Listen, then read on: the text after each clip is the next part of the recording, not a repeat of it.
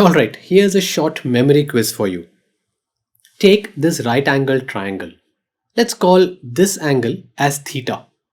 Can you tell me the formula for sine theta? Is it A, adjacent divided by hypotenuse? Is it B, hypotenuse divided by adjacent? Is it C, opposite divided by hypotenuse? Or D, none of the above? Have I reawakened some math nightmares from school? I'm really sorry. Let's move on to a different topic, history. Can you tell me in which year the first battle of Panipat was fought? Was it A, 1757, B, 1526, C, 1632, or D, none of the above? Why is it so tough to remember facts?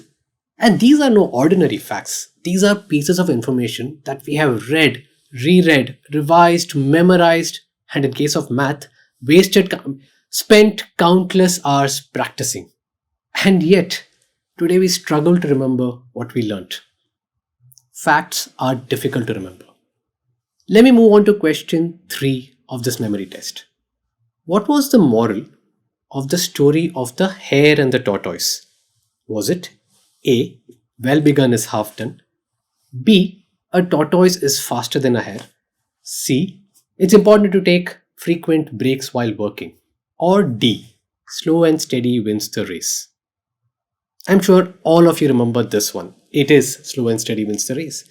Why do you remember an obscure piece of information about two animals in the forest? Something that you didn't read multiple times, revise, memorize.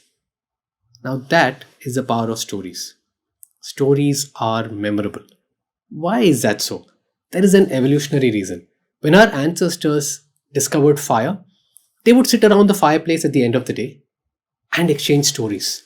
Many of these stories had critical life-saving information embedded in them, and our brains evolved to store them for future benefit. So wherever possible, structure your information like a story or include relevant stories in your communication, and you will make it far more memorable for your audience.